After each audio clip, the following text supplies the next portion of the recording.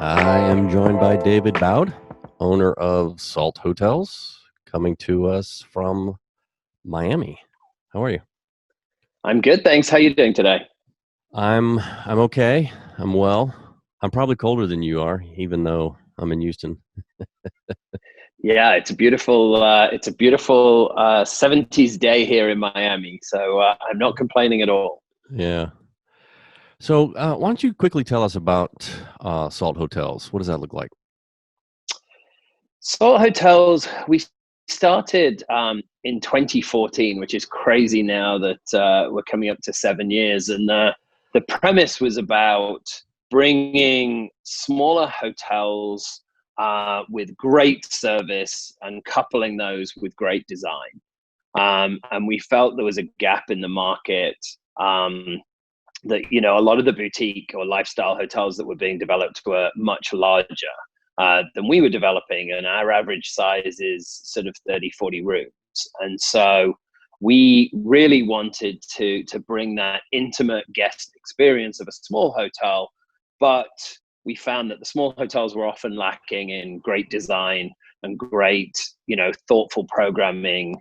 And so we really put the two together, and we've been, it's been really well received. We started in Provincetown, Cape Cod, and then moved to um, then we got hotels on Shelter Island, New York, Asbury Park, New Jersey, and then in this spring we'll open in upstate New York. So all very different, all very community focused hotels, but really a real great combination of great service, great design, and great atmospheres. Let's talk about connecting with those guests. Um, a lot of boutiques are good at it, some are not. How about you guys? Do you guys have like a loyalty program or some way to recognize your repeat guests? We don't have a traditional loyalty program. Every year we look at this as a project, and we talk to our guests and we ask if that's something that's going to make a big difference to them. And so far, the response has been that it really won't. What we focus on is really learning and understanding our guests, and doing that through every single touch point with every single member of our team, and then recording it all in either the property management system or the CRM, so that we really understand why our guests are coming to us, what they're doing when they are coming to us, um, what their preferences are, and they're really relevant preferences. It's what are they, and we keep updating it to find out what do they want now. And we find a lot of our conversations and a lot of the information that we gather is actually over the bar. And we're in a fortunate position that our hotels are slightly smaller.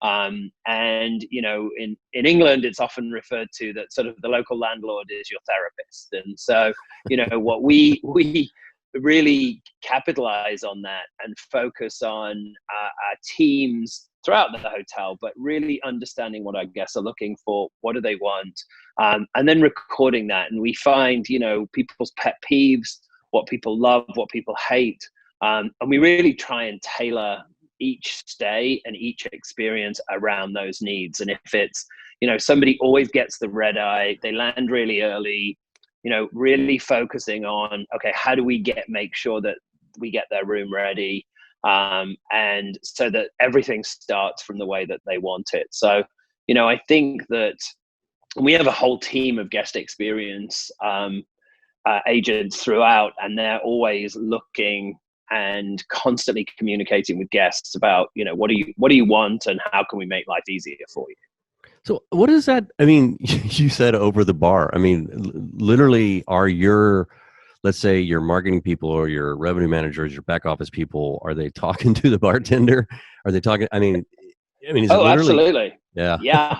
Yeah, and it's really, last week we were talking to a guest who's suddenly become very, very regular, and he's doing a special project. He's going to be probably the next 52 weeks. He'll be midweek with us. And he was talking to Ryan in the bar, and he said, like, I love one of the things that I love about this hotel is your Negronis. And So every time he comes, there's a Negroni that's crafted for him on the morning in his room. But Ryan then went the extra step of, here's the recipe, here's how I do it.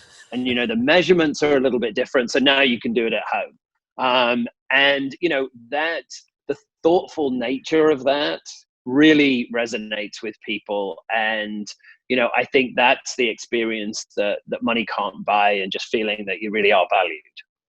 That is very interesting, because I had Adele Gutman Milne on the other day, and she was just talking about some very basic communication flow. It's just like you alluded to earlier. Your people are talking to the guests at this point or that point, taking that information and moving it into the right channel.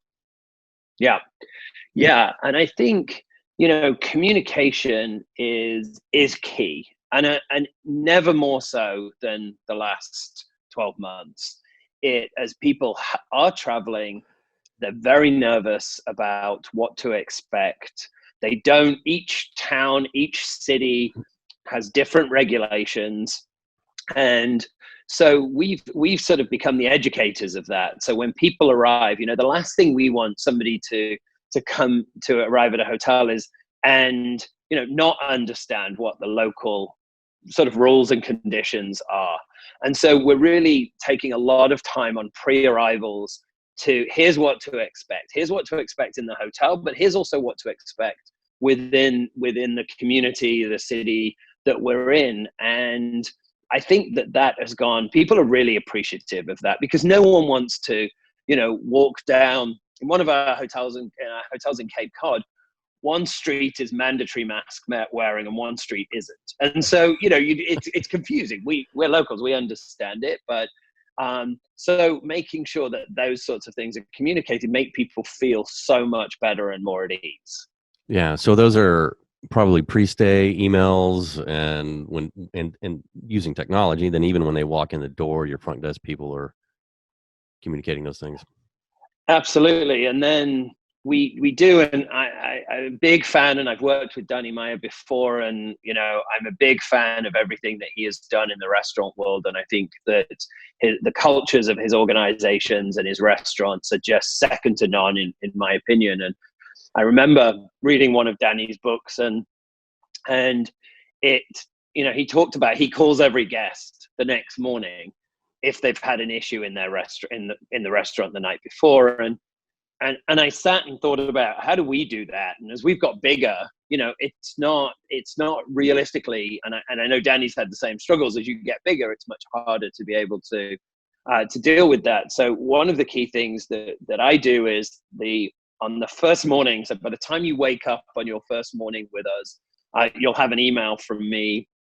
My personal email address, phone number is, I hope you've had a good night's sleep. I hope you have everything that you want. But if you don't, just let me know, and we can deal with it really, really quickly. And we have that email monitored constantly, so that if anybody needs anything, within 15 minutes, we can deal with it. So, and I think that technology is advanced, that it allows us to do that now. We can do that through an app. We can do that through email. We can do it through the phone. And so I think we added that extra touch. And it also, if people are struggling, if people didn't like the pillows, or if the room next door was noisy last night and they want a good night, they don't want it to happen again, we can follow up on that really, really quickly. And so by the time they check out, the problem's resolved and it's not festered or snowballed throughout the stay. Yeah. Well, we got about 20, 30 seconds left. David, any advice for hoteliers as we continue through this mess? I think it's, really keep in touch with guests. Take the time. A colleague of mine was is a general manager, but he's spending his entire time in the lobby right now. And I think that's really smart. I think really understanding our guests right now and their needs is going to be what makes the difference. Right. Well, thank you, David, for joining me. I appreciate it. You're welcome. Thank you. Good to catch up. Yes, you bet.